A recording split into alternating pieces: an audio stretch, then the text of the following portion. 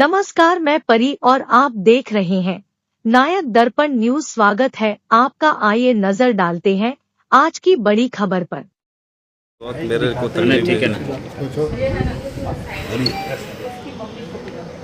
बताएंगे भी आज ज्ञापन सौंपने क्या मामला है। आज बैहर जगसापुरा सोनू मोबाइल आ रहा था, हम लोग जो है सामाजिक रूप से ज्ञापन सौंपने यहाँ पर कलेक्टर महोदय को ज्ञापन देने आए थे, क्योंकि इसके पहले हमारी सामाजिक बैठक 20 तारीख को हुई थी एक घटना को लेकर के। वो घटना ये है कि एक बिरसा विकासखंड के अंतर्गत एक दमो क्षेत्र में एक माटे गांव है।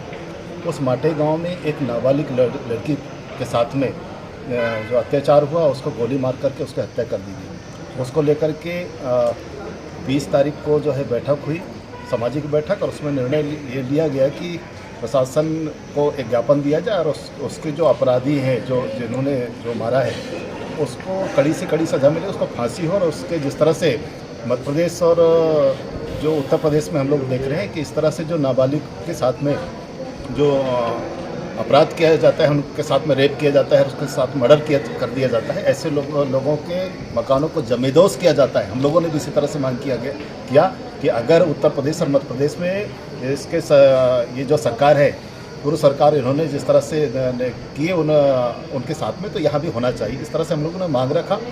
और उसके चलते क्या हुआ कि 24 तारीख को प्रशासन ने एक्शन में आकर के और जो अपराधी को गिरफ्तार किया। गिरफ्तार करने के बाद में उनके मकान को जमींदोज करने की कार्रवाई की गई, जिससे लगा कि एक प्रशासन सिर्फ जो है दिखावे के लिए किया।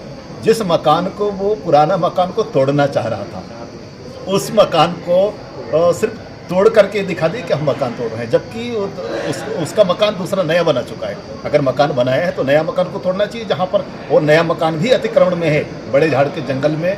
वो हम लोग उसका पूरा डॉक्यूमेंट्स निकाल चुके हैं। देख सकते, फर्जी तरीके से वो पट्टा बना करके प्रशासन उनको पट्टा थमा दिया गया पैसों के बल पर। जिसको हम तोड़ने के लिए हमने बोला था, उसने नहीं तोड़ा। जब नहीं तोड़ा तो पुनः हम लोगों ने जो है 24 तारीख को एक बैठक ली, और बैठक में ये फिर से निर्णय लिया। और हम लोगों ने जो अभी तक के SDM साहब को हमने ज्ञापन सौंपा, तो हम कलेक्टर महोदय को ज्ञापन सौंपने आए हैं, उनको सूचना करने आए हैं कि वो जो उसका वास्तविक जो मकान है जहाँ पर रह रहे हैं, उसको जमींदोज होना चाहिए। और एक इस तरह कहना चाहिए, जो मुख्य आरोपी है वो एक गिरोह की तरह वो काम कर रहा है, और जगह जगह पे दमोह जैसे गांव में वो पिस्टल फायर कर रहा है। ऐसे लोगों को अभी तक के प्रशासन क्यों नहीं पकड़ा, पुलिस प्रशासन? ये हमारे प्रशासन से सवाल है। इसलिए ये सारी चीज़ बात करने के लिए हम लोग कलेक्टर साहब के क्या कोई टाइम लिमिट आपने दिया हुआ है शासन प्रशासन को? टाइम तो अभी हमने 10 दिन का टाइम दिया है। इसके पहले हमने 7 दिन का टाइम दिया था, और 7 दिन के अगर मान लो प्रशासन को लगता है कि पूरी जांच करके हम उसके कार्रवाई करेंगे, तो हम 4 दिन और बढ़ा देते। लेकिन उन्होंने इतना जल्दबाजी कर लिया, प्रशासन ने तो आना फाना में दबाव में आके ये कर लिया कि सुबह 8 बजे उनको नोटिस, हमारे 10 बजे वो 2 घंटे के अंदर में मकान तोड़ने आ गया। वहाँ भी उन्होंने गलत किया। 48 घंटे के नियम अनुसार 48 घंटा पहले उनको समय देना चाहिए। अगर कोई सामान अगर है तो वो अपना सामान निकाले, जरूरी सामान।